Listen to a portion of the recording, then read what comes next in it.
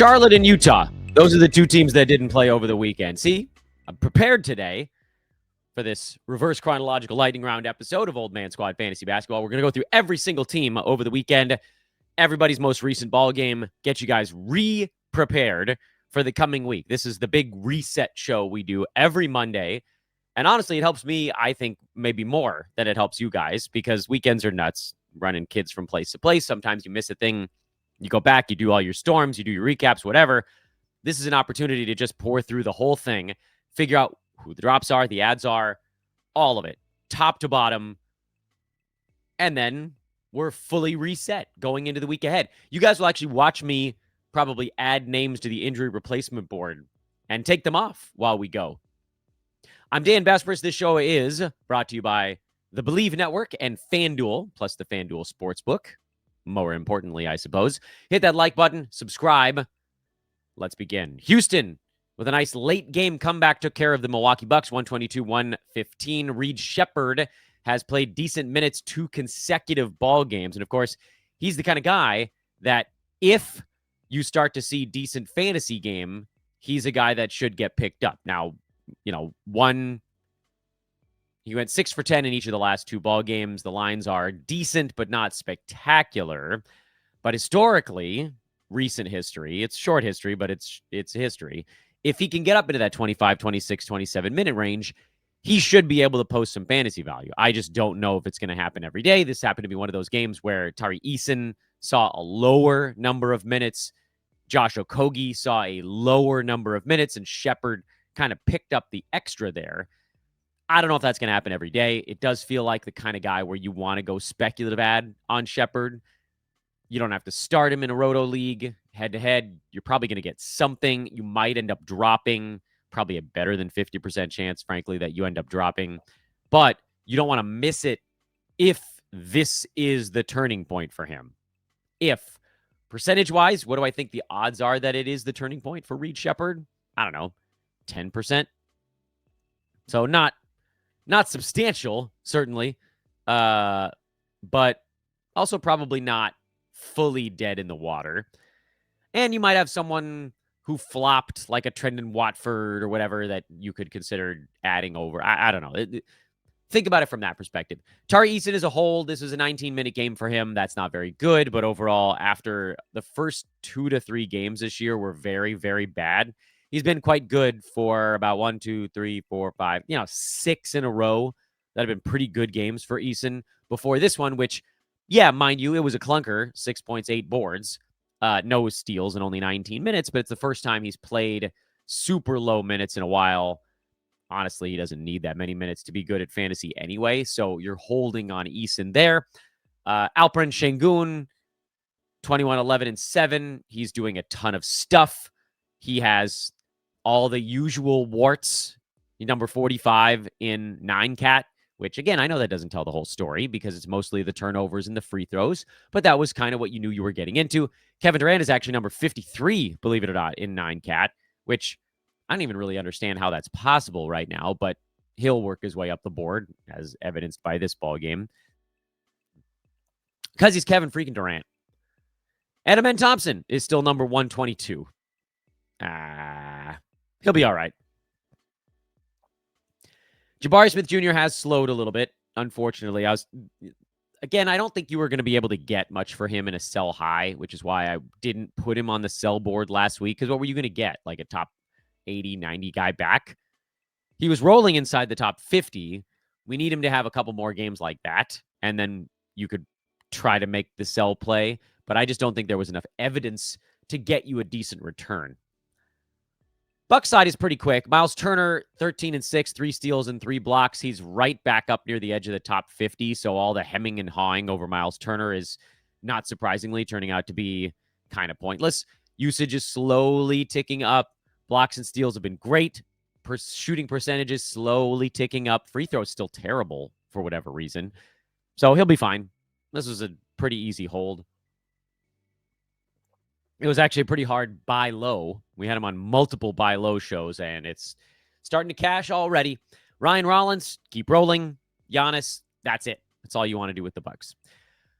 OKC, we've talked a little bit about how all the sort of sliding puzzle pieces fit together on this Thunder team. Right now, they're down Lou Dort and Aaron Wiggins. That has allowed a very large avenue for AJ Mitchell, who was already putting up pretty good numbers, but now you add in usage on top of that, and he's top 50 overall on the year. And a lot of that's not going to stick. He's not going to shoot high volume 93% at the free throw line all year. He's probably not going to sit on almost 2 steals a game the entire year. He's on a hell of a run. And again, 15 shots in 32 minutes. That's an easy burger board type of play. I got a lot of folks telling me that I should be higher on him. Maybe I should be. Maybe he can sit inside the top 100 even when the team is healthy. I don't think so. Like 3 guys are out right now that are all rotation level. Dort, Wiggins, and the big one is Jalen Williams, who still hasn't played yet this season. Trying to convince me that AJ Mitchell's still going to be a top 50 guy when all those dudes are around, you're not going to be able to do it. But as it stands right now, with 3 rotation guys out, the Thunder have to go to a pretty tight, actual real-life rotation. And so all 5 of those guys have fantasy value. Shea, AJ Mitchell, Chet Holmgren, Isaiah Hartenstein, and Cason Wallace. Grizzlies are yet again a team that I can't really figure out. I thought I had them figured out, and then I didn't have them figured out. One thing I can tell you is that Cedric Coward belongs on rosters. That one is pretty obvious right now. I've said before, I'm a little worried about what the returns of Zach Edey, Ty Jerome, and eventually Scottie Pippen or flip it will actually do. I mean, these guys are going to surface at some point, whether it's in the next week or 2 or month or 2 months or whatever, because everybody squeezes minutes from everybody else. But Coward, I mean, honestly, he looks like the best player on the Grizzlies so far this year, which seems nuts, but he's playing at the right speed. Like the game just doesn't seem too fast for him. So he belongs on rosters, been very efficient so far this year. Santi Aldama had a better ball game here. He's still right around the edge of the top 150 because his percentages are terrible and the counting stuff hasn't been good enough to counterbalance that. If anything were to happen, this very vintage mobster type of line. That's a lovely Ja Morant you have. It'd be a shame if anything happened to him. If anything happens to Ja Morant, that's where you get the big usage bumps for all these guys. As it stands right now, Ja is not a guy I targeted particularly often, but he is a buy low. Both of those things can be true because he can't shoot to save his life so far this year. JJJ is a little bit of a buy low because the vibes are just a wreck. And if he had a better iteration of Ja, or frankly, if they just get Edey back in there, that's probably going to help all these guys. Jock Landale is hovering between 0 and 1 burger as a replacement for Edey. And then Aldama, I really just think he ends up in that doesn't matter zone. He'll have a couple weeks where he's good. He'll have a couple weeks where he's bad. It might be even shorter stretches on either side of that. Add him, don't add him. I really don't think it matters. I really don't. Celtics got a nice win. This was harder fought. And Boston, what the hell's their record right now? Got off to a really slow start. Now they're 5-6, so they've pretty much bounced back. And like I said, this team is going to accidentally win more games than people thought. Derek White slowly coming on. He's had all the peripheral stats. It's about getting the percentages the right way. Jaylen Brown, I don't think the percentages are ever going to be the right way. Anthony Simons finally had a better ball game. I don't care. Neemias Queta, 26 minutes, 8 points, 6 boards, and a block. And he fouled out. And so here's the thing about Queta. You guys can go back and listen to all the shows where I've said I think he probably ends up as right around in that 90 to 130 range somewhere where everybody's real jammed in together. But last week, I was kind of down on him because his minutes seemed like they were stuck around 23. He just couldn't really clear that hurdle. The steals and blocks felt like they were a little bit inflated by a couple of high defensive stat games. And it all felt like if he stuck at 22, 23 minutes, it was going to come crashing down. And weirdly, he did not have, from a fantasy standpoint, a particularly good week. He was number 140 over the last 4 ball games, mostly because of bad free throw shooting. But the thing I want to look at with Queta is that over the last 4 games, he's playing 27 minutes a game, including this foul out. So the minutes, more than anything else for Queta, are trending the right way. That's a good sign.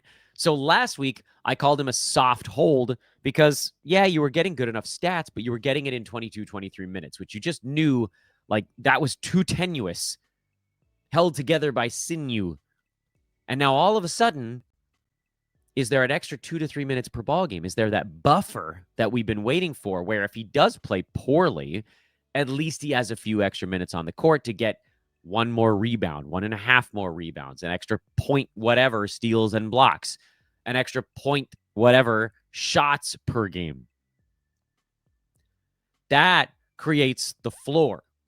Because before, there wasn't a ton of upside, and the floor was unfortunately kind of low because of the low minutes. Now the floor is suddenly higher. Even if the upside is not that big, you know that he's not going to bottom out like he could have in 22, 23 minutes. So my hold rec on Neemias Queta went up from soft to medium. Even though he had a bad week, I actually like him more because I'm a weirdo like that. Josh Minot played 16 minutes. That's not good. His minutes are going... they're not going in any direction. He has a full starters minutes game, then he plays 16, then he plays 19, then he plays 24. I truly don't know what the next game is going to hold for Minot. He's still the starter, so it's hard for me to give a drop rec. But he's not far off. Let's say he's got about 2 more games before we put him on the drop board. Fair. Peyton Pritchard is very much a buy low, but also I have adjusted and I didn't do I don't have an in-season buckets board. Pritchard is number 127 in 9-cat right now. He's at 16 points, 5 assists, and a couple of threes with a steal. We all wanted way, way more out of him this season. And a big issue for Pritchard this year is that, and this, I guess, was a worry that was on the table, would he play as well while having to do more actual creation? And the answer so far is no. He's taking 2.5 more shots per game, but he's not making any of them. It's an empty 2.5 extra shots. I do think his free throw percent comes up from 79. I expect that to get back into the 80s. The 3-point percent has to come up. He's at 26 right now, and he's a career 39%er from downtown. And that'll fix his field goal percent as well when the threes start going in, because last year he was at 3.2 made threes out of 7.8 tries. This year, the number of tries is almost exactly the same, but the makes is almost cut in half. So that's going to fix that. So all that stuff, sort of rising tide, whatever. He's never been a massive steals guy, but that number is exactly the same this year as it was last season at 0.9. Could that inch up a little bit? Maybe. And then you hope that you roll all of that together and you get a guy that is just a little bit better than he was last season, which I think is probably the target now. So instead of the hope, which was take a big flying leap, it seems like it's going to be a step. So maybe a small step forward. So Peyton Pritchard, if you can get him on a buy low, I think I would do it. This is probably about as bad as it's going to get. What is it going to cost to get him? I don't know. I think you could probably get him for like a top 90 guy these days. Jalen Suggs, finally they let him play some minutes, and the numbers were great. He had 20 points, 8 boards, 4 assists, 3 steals. He's been putting up good numbers in only 20 minutes a ball game, so this was very cool to see. He's at number 73 in 9-cat in 21 minutes a game. Field goal percent at 58, free throw at 89. That stuff is not going to stick, so that'll come down. As the minutes come up, you'll see this sort of cross-balancing. And the target for him is probably top 75 to top 90 range, which, cool, like, we're getting closer there. Desmond Bane had one really good ball game. This one, he kind of came back down to earth a little bit. He's still a buy low. And you're never going to convince me Wendell Carter Jr. is anything more than a top 115 center. You're just not. Brooklyn, absolutely terrible. Day'Ron Sharpe went down with some hamstring stuff. Here we go with hamstrings again. Doesn't change anything, because dude was only playing a handful of minutes behind Nick Claxton anyway, but he's a guy that we're still hoping does more stuff the rest of the year. I tried to warn you guys that Noah Clowney is just not... He's not the answer. I don't care if he's starting. He's not a good fantasy player. The guy we want to do stuff would be Igor Dyomin, who is starting now, played 26 minutes, 10, 4, and 3. He feels like he still has a long way to go before he's 9-cat ready. So on this team for Brooklyn right now, you're starting Michael Porter Jr. and Nick Claxton, and you're just leaving everybody else to the wind. To the wind. This game was over early, but the normal Knicks got their stuff. Josh Hart is improving. Bridges, Anunoby, Cat, Jalen Brunson, everybody's fine. Mitchell Robinson at 8 and 8 with 2 steals, 2 blocks in 17 minutes. I don't think I'm going down that path unless Mitchell's minutes start to trend up. You might look at him in a punt free throw mold, but he's probably also going to sit back-to-backs. So normal amount of fear. Detroit, they've been cooking lately. Pistons are now 8 and 2 after looking, I don't know, kind of pedestrian their first 4 ball games or so. They've won 6 in a row. Cade has been on a furious tear, but even more than Cade, Jalen Duren has been on a tear for the ages. He is up to number 16 now in all of fantasy basketball over the last week. He's averaging 34 minutes a game.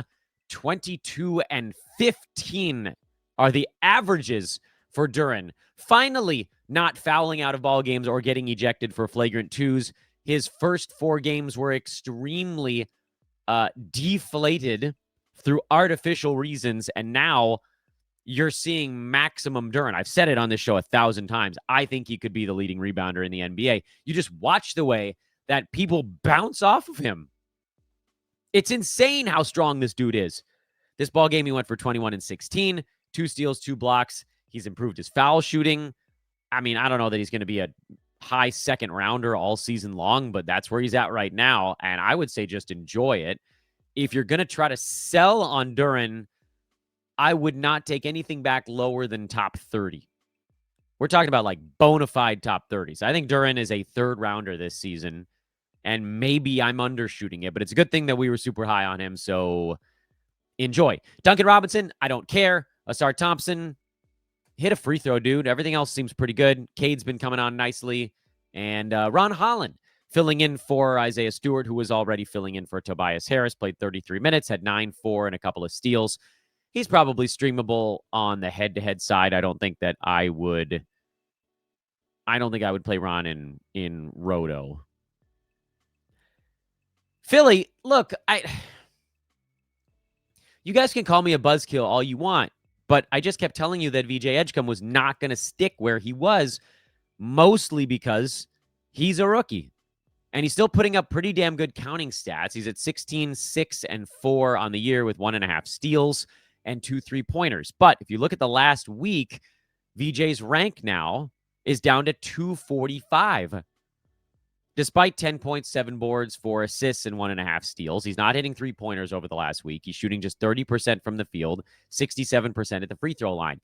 You're seeing that he's still a rookie. He's fun. He's good. But this is why when a guy explodes out of nowhere and plays 40 minutes a game and has never played more than about 35 ball games in a season, you got to cash in on that. You probably can't anymore. He's down near the edge of the top 100. Obviously, with particular punts, he fits better. I get it. I know that that's how most of you guys play. If you're punting field goal, he gets much better than 93. If you're punting free throw, he's better than 93. But if you're playing straight 9-cat, or you're trying to win both, or either of those, you want to find somebody where he fits, and they'll probably still overpay.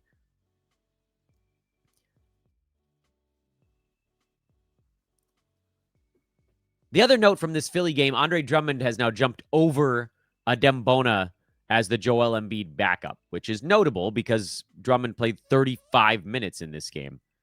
That's a lot of minutes. Then you flip over, you try to figure out where Embiid's next missed ball game is going to be. Luckily, we have the streaming calendar in our Google Sheet, totally free in the show description. I'll tell you more about what you can find in there in a minute. Embiid's next scheduled rest game probably will not come until November 19th or 20th, so you have a little bit of time to think about Andre Drummond. Dreaming of Drummond for the next week and a half. That's all. Indiana got Andrew Nembhard back over the weekend, so at least that's a thing. Aaron Nesmith sat this ball game out. Jarris Walker played 32 minutes, but with Nembhard and Neesmith both back in there. You can see his role shrinking. I think you can drop Jarris Walker in most 9-cat formats. Jeremiah Robinson Earl played 32 minutes. He is stealing all the fun away from Isaiah Jackson. I'm not flip-flopping those guys. Robinson Earl doesn't have a particularly good fantasy game. Jackson does. I want to give Isaiah a little bit more leash. Call it another 2 ball games or so.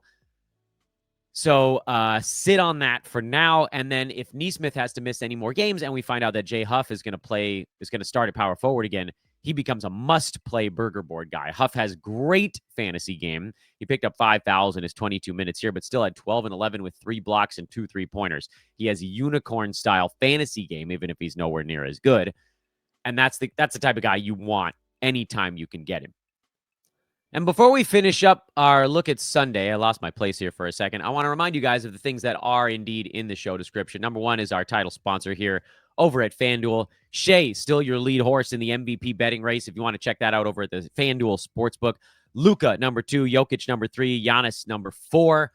It's crazy to me that Jokic is the 3rd one in there. It feels like that's just a referendum on them not wanting to give it to Jokic anymore. But his numbers are absurd.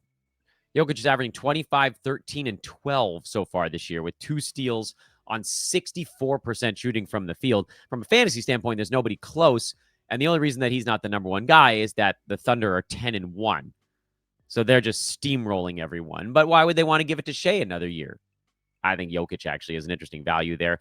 Other things you can find in our show description, all of them useful for you. Many of them, almost all of them free, include the Google Sheet we've been talking about that has this injury replacement board that I've also been talking about. Hey, let's show that to you guys. There it is. We keep track of everybody that's filling in for injured players and doing a great job of it. This is how you can build out a really good fantasy team, even if a few guys on your team are hurt. See? Life is still okay. You've also got the streaming calendar if you want to go back and look at some of the ADP tracking, the pre-ranks, the buckets, all that stuff is in there. That is total Google Sheet enjoyment, fully free in the show description. You can find my Twitter in the show description. It's at Dan Bespris. You can find the iTunes link, Spotify link, YouTube page link, Discord. That's where I'm doing a Storm a Week nightly recap. That's in the also free Discord. The only thing that costs anything in the show description doesn't actually get you anything. And it's either a Patreon or a YouTube membership. I've set it for $1, so it's next to nothing. All I'm trying to do with those is build out a platform that I can do everything for free on forever. So you are really just doing a tip jar. You're like, Dan, I really love the way you do things. So I'm going to become a Patreon member, patreon.com/oldmansquad, or a YouTube member. So if you're watching, I think that's somewhere on your screen. I don't actually know where it is. For 99 cents a month, you are then doing that to tell me, Dan, thanks for helping me win all these years. Your stuff should stay totally free for everybody forever. And I want to help keep that the case. I'm just trying to pay for childcare stuff. Once that's covered, we're good to go. That's it. I won't ask you guys. I'll stop doing promos for it. I promise. Literally, 500 combined members between the two would probably cover it between that and the pod description or the pod advertisement. So check that out. All that in the show description. Hit the like and subscribe button as we go.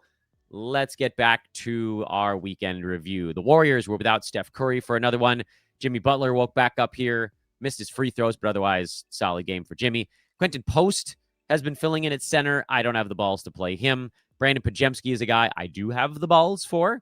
If we're going to make a lot of balls references during this Warriors part. Pajemski, I would play with Steph out, with Steph in, borderline. Draymond was absolutely horrible in this ball game. I've actually totally lost track of what Draymond's rank is on the year now. 180. I knew it was going to be a bad year for Dre. He's literally only a player I would ever touch in a punt points build. And then Jonathan Kuminga, who looked pretty good for about 3 ball games, and now he looks terrible again. I think you can drop him. I think you can drop Kuminga unless you're punting both defensive stats, threes, and a percentage. That's not good. Moses Moody's been pretty good since coming back. Now, he's had a much larger opening here with no Steph around, but something to kind of keep in the back of your brain. And then Minnesota thumped the hapless Sacramento Kings. What a stupid, stupid team the Kings are. They're just so personnel mismatched, foolish. Finally, we're seeing some signs of life out of Rudy Gobert. That's certainly the nice positive here in this one. He's back inside the top 100. working his way up the board. Defense, or the rebounding finally coming around. Blocks are pretty good.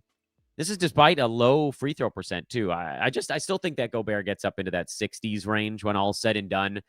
All it takes are 1 or 2 good ball games, and he's right there. Anthony Edwards has been fine, but he hasn't taken that step yet. Assists are down. Steals are down. We need Ant to get that stuff figured out, and I think he'll be okay. Jaden McDaniels has been great. Dante DiVincenzo has been solid, if unspectacular. Naz Reid is the big... Well, and Julius Randle is a massive sell high. Naz finally played 25 minutes in this one. I'm still really worried about him. I'm so happy that we didn't draft Naz anywhere. He's a hard punt guy. If you're punting field goal percent, he's a pretty decent big man to throw in that mix. I do think the free throw number probably comes up a little bit for Reed. So I don't think he's a traditional drop, but in 9-cap, man, he's really not far. The Kings are just bad. Dennis Schroeder went back to being Dennis Schroeder for a game, and now in 9-cat, he falls to number 134. Russell Westbrook fell flat on his face in this one in just 16 minutes. He was awful.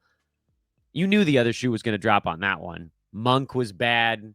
There's all these guys on the... Like, the funny thing about the Kings is they've been bad so far this year, and they've been bad despite the fact that Zach LaVine has been extraordinarily good at shooting. Monk has been good at shooting. Westbrook has been good at shooting in ways that no one should have expected those guys to be.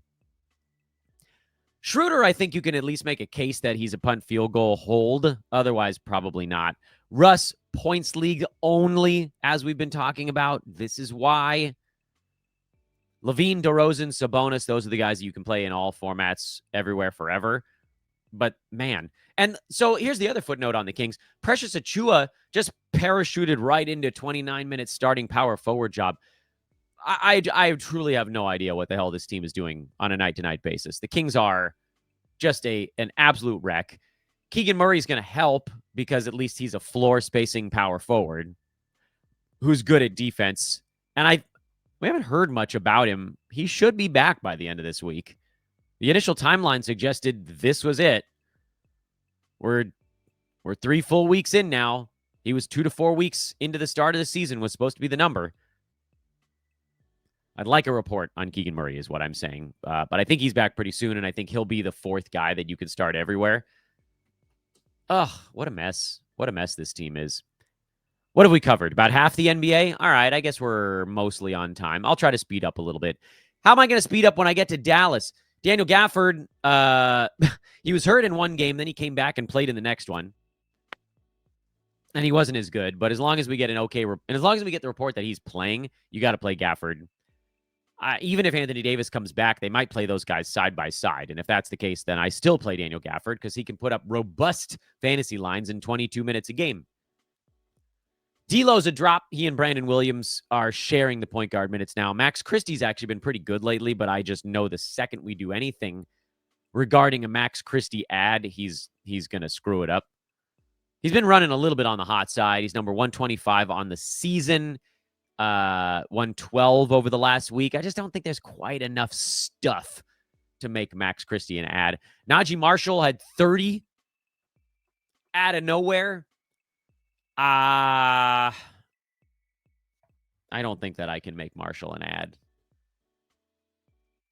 His minutes have been all over the map. His last 2 games have been better. I mean, maybe this could hold until Anthony Davis comes back. Yeah, I don't think this is going to be consistent enough. So I would say no on Marshall. And so the Mavs right now you're playing are PJ Washington and Daniel Gafford and Cooper Flagg, obviously. Anthony Davis comes back, you play him as well. But this team is also a mess. CJ McCollum's had a couple decent ball games in a row, and maybe it's just a sign of him warming up a little bit. Maybe this will hold for a couple of weeks. I still don't think he's going to be a play all season long. Do with you. I mean, if you can sell him on a couple of good ball games, I would do it.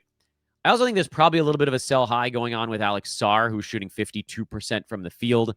I do think he got better at shooting, but 39 to 52 feels like a jump that might not hold all season long. That said, it's going to come down to what you can get back. I don't think that I would sell for anything lower than top 40 right now, because every game that he puts up a good line, people are going to think more and more that he really is, a second rounder this year. I don't think he's going to be a second rounder, but I does actually kind of feel like he could be a fourth rounder.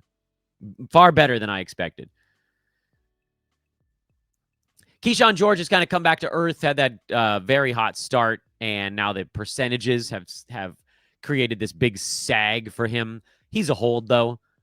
Try to hold Bilal Coulibaly if you can. If you can't, then go ahead and move on. And as we've talked about, Trey Johnson, despite starting, is really more of a looking down the line kind of guy.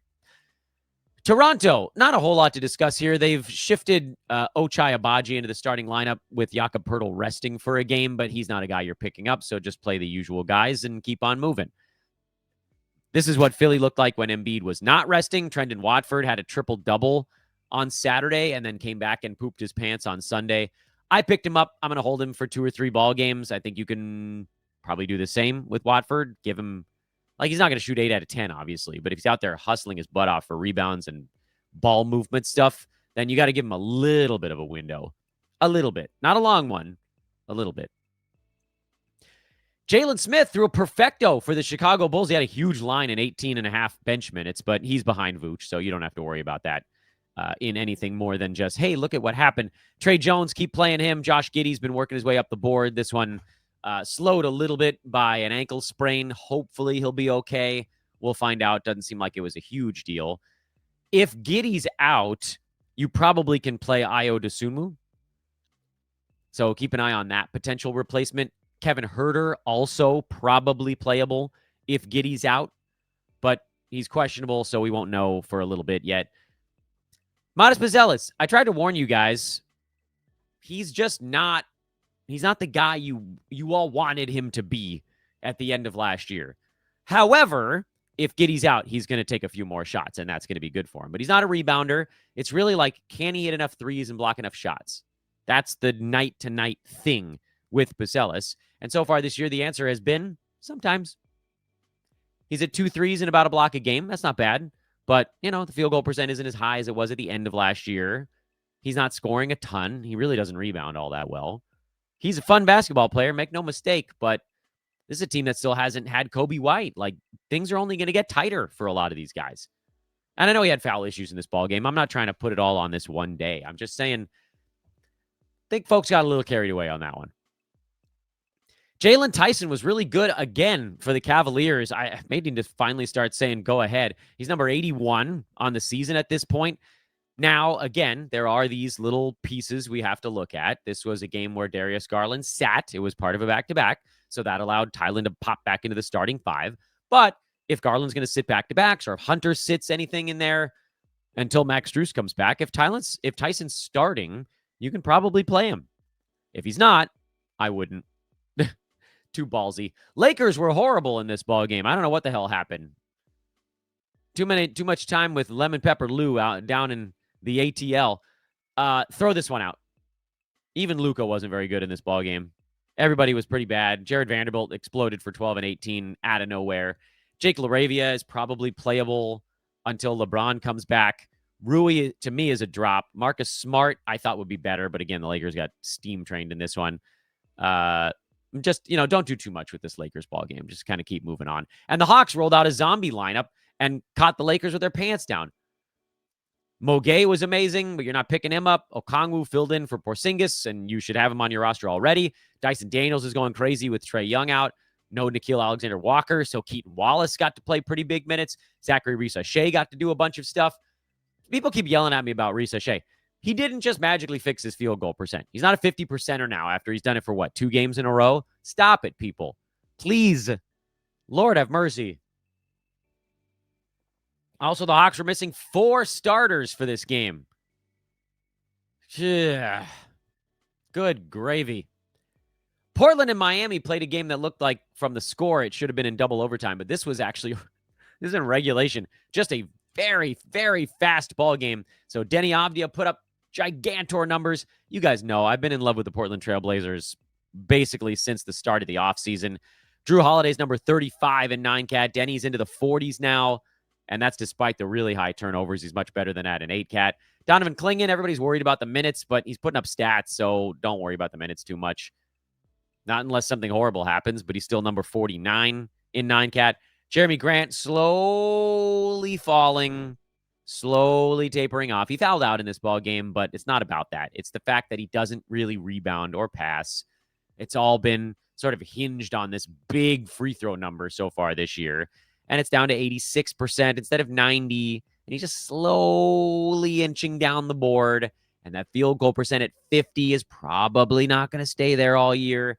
You have a tiny window if you still want to move him. You might not be able to. Davion Mitchell's finally gotten some steals lately. His fantasy value has skyrocketed from 180 to 112. That's what it took, was finally getting the defensive stats that we figured he would get. Because if you drafted him to fill in for Tyler Hero, you figured you were going to get some assists and some steals. And you were only getting one of those two things until basically this ball game, or really kind of the one before it. He is, once again, he's back on the burger board, feeling much better about Davion as a one-burger guy. He's warmed back up. That's lovely. Yeah, cool. Play him. I'm not playing Drew Smith. I know he had a lot of steals here, but only 22 minutes. I'm not picking up Nikola Jovic. He got very hot and scored 29 points, but he's been all over the map before that. Heat, you're playing Mitchell, Norman Powell, Jaime Jaquez Jr., Khalil Ware with Bam out, and Andrew Wiggins. Those are the guys you're playing right now, not Pelly Larson. They're playing like absurdly fast, which is great. So like a lot of guys are getting stats every day, but the ones you can count on, the ones that are doing it every day, are the ones you want to get in your fantasy lineup. Pelicans were competitive again, despite no Yves Missy, no Zion, no Jordan Poole. Trey Murphy was a monster in this ball game. If there was even a buy low window on him, it's gone now. He's number 25 in 9-cat after this big ball game. Herb Jones is a play, especially with guys out. He gets a few more shots per game. Jeremiah Fears, only head-to-head. Sadiq Bey, no. Alvarado, no. Derik Queen, for now, yes. Everybody keeps screaming at me that I need to be higher on Derik Queen. Everybody, I think it's because I'm not a very forceful, like, plant your flag kind of thing. I like to discuss the nuance. And right now, Derik Queen is putting up really nice numbers with the two big men that the Pelicans will normally start and play big minutes out. So instead, you've got Kevon Looney and Sadiq Bey as the front court instead of Yves Missy and Zion Williamson.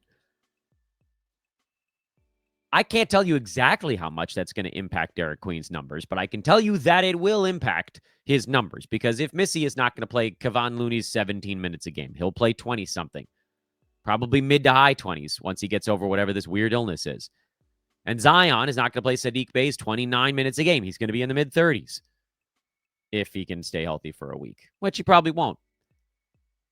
Derik Queen has very, very interesting 9-cat fantasy game. I will not take that away from him. And he was, and if you guys watched the show that Kingy and I did on Friday, the number one draft pick on our stash board. So yeah, you could pick him up and stash him. But I'm here to tell you, it's going to be bumpy once those guys come back. He's not going to have 25 minutes a game. I love the fact that he's getting assists out of the center spot, but we're also kind of ignoring the fact that he's shooting the ball terribly. And there's these things that he's going to have to work his way through. This is a guy that they moved up to get. So that's the news here, is that they're going to play him a bunch ultimately. And if you have space to stash, he's the guy to do it with. He's the best stash on the board right now. But it's not going to be this good when the Pelicans get healthy again. So balance that out. De'Aaron Fox is back for the Spurs. He played 30 minutes right out of the chute, which surprised the crap out of me. And I know that this is very short-sighted, but if you're in straight 9-cat, Fox and Wemby are the only Spurs that you should be playing. If you're in a nice punt build, Stephon Castle is a monster, so get him in there as well. I don't know that anybody else is even fantasy relevant on this team. Devin Vassell has had a lot of his stuff taken away. Dylan Harper's hurt right now, but like Keldon Johnson, Jeremy Sohan, Devin Vassell, Harrison Barnes, Julian Champagny, these guys are all trading off every night. So give me Wemby, give me Fox, and in punt builds, give me Castle, and that's it. We talked about Indy already. Denver, Cam Johnson, small, but non-zero signs of life. For the first time all year, I would argue, non-zero signs of life. He still cannot hit a three-pointer to save him from certain death. I don't know why.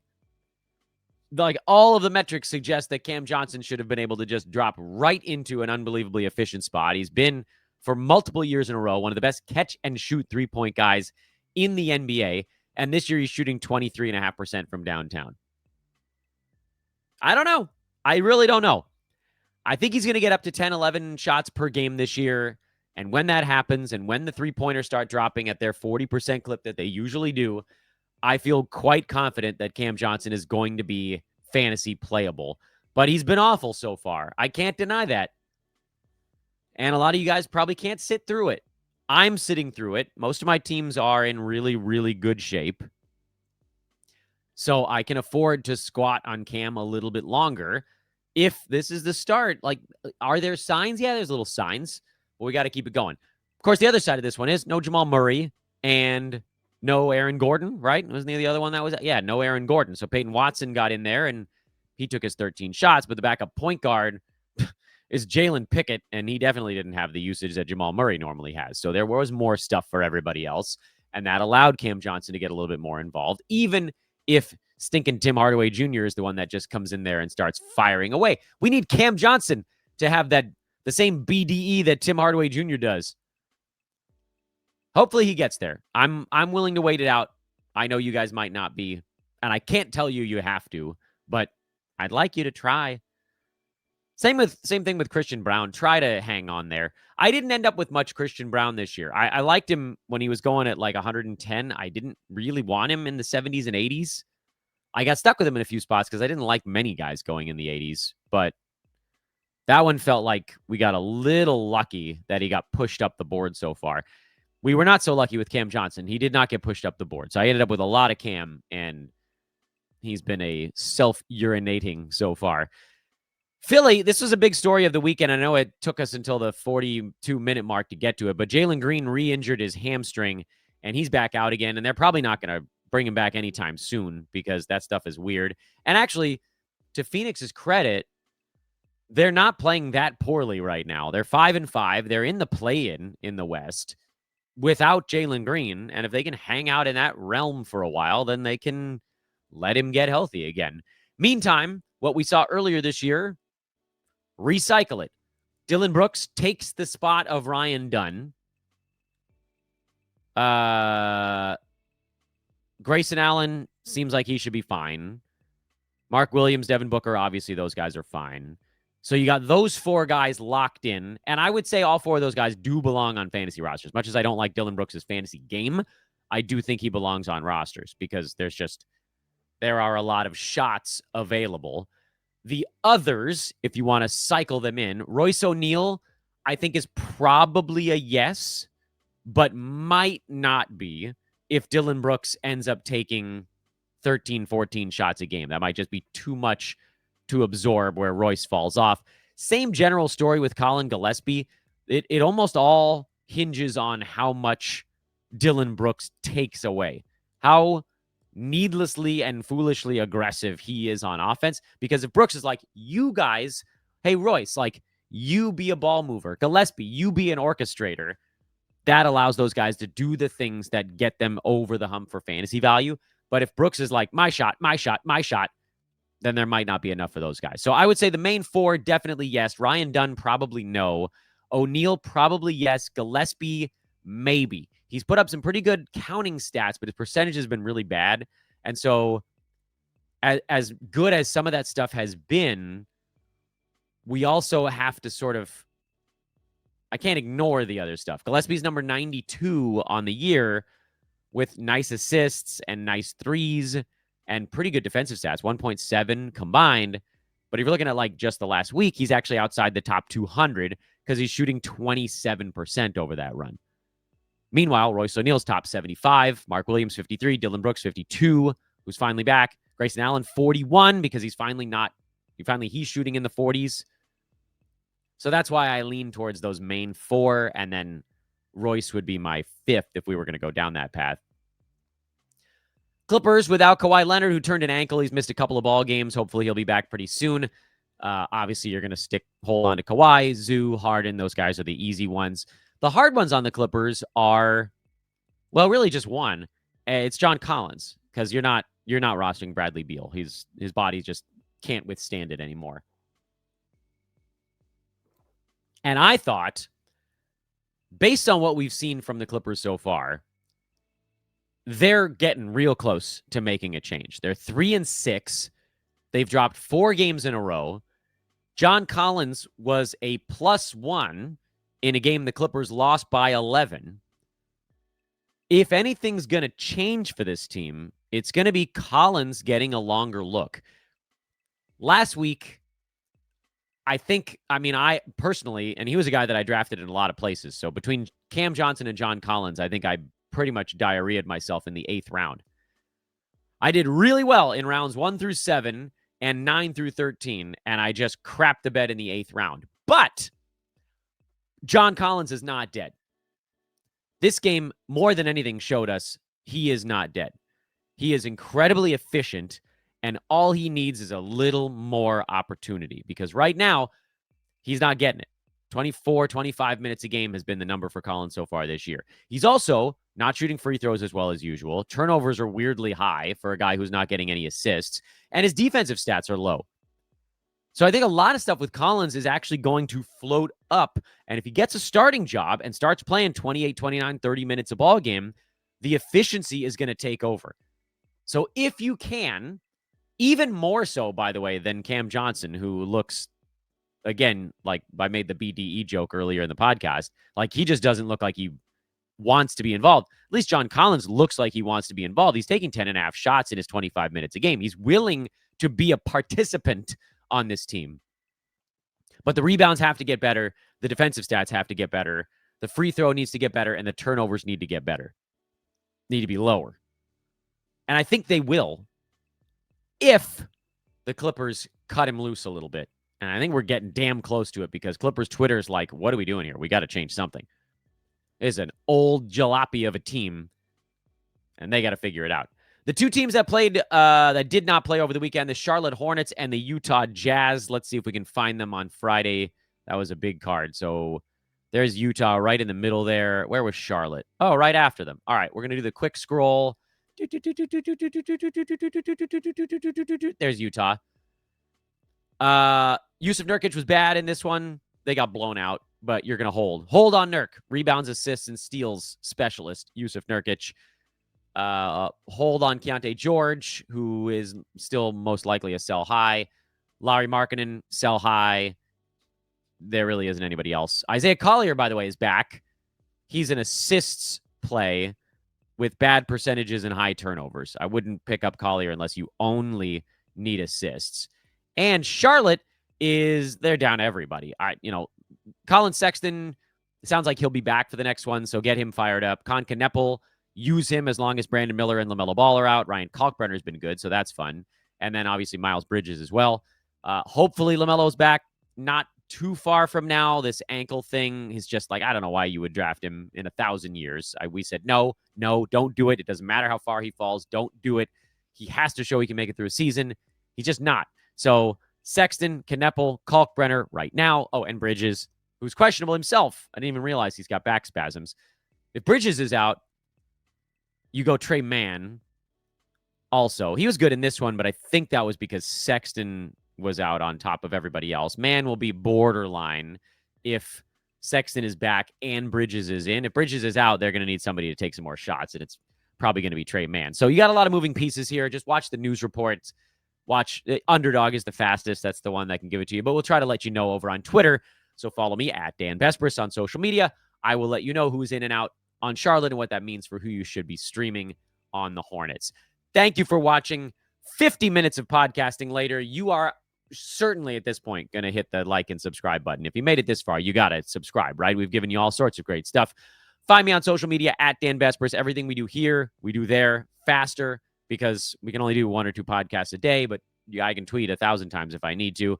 See you guys on social. If we've won a bunch of money together over the years, please consider becoming a 99-cent member. Coming up, I'm hoping to maybe this week the first subscriber pod for those of you that are donating 99 cents. You're donating it. You're not getting anything for it. My hope is then I will be talking to my son, Asher, who turns 9 on Wednesday, about life. I think it'll be really fun. That's my goal. Weekly preview show coming up in just a little bit. We're going to get this one posted first. I'll see you guys for that one. I never stop talking.